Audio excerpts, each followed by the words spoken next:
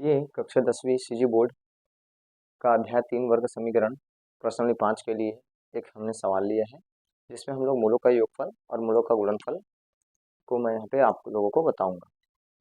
तो मैं क्या करूँगा, वर्ग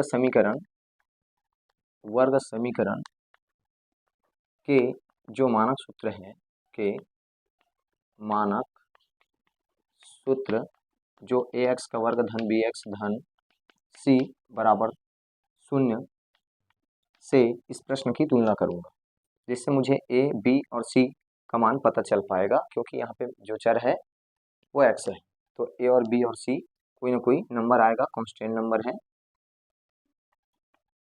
तुलना करने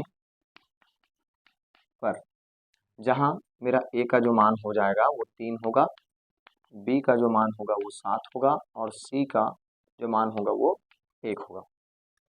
इस तरह से a और b और c का मान हम लोग निकाल लेंगे और निकालने के बाद प्रश्न बोला है कि मूलों का योगफल और मूलों का गुणनफल। तो मूलों का जो योगफल होगा उसका हमारा सामान्य सूत्र ये है -b/a, जिसमें ये सूत्र का माइनस हो गया और b का मान है 7 और बटे में इसका मान क्या रखा है, a का मान क्या हो जाएगा 3। तो a की जगह पर 3 और b की जगह पर 7 रख देंगे, ये आपका मूलों का योगफल हो जाएगा। फिर हम लोग मूलों का गुणनफल देख लेते हैं। मूलों का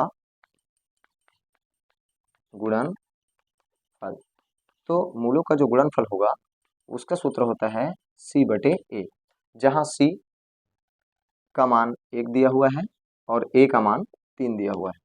तो इस तरह से हम लोग मूलों का योगफल और गुणनफल ज्ञात कर लेंगे। और जितने भी सवाल इसके हैं इस प्रश्न में, इस तरह से यदि आपके बोर्ड एग्जाम में यदि आए तो मूलों का योगफल आप ऐसे ही निकाल सकते हैं और गुणनफल को भी ऐसे ही निकाल सकते हैं।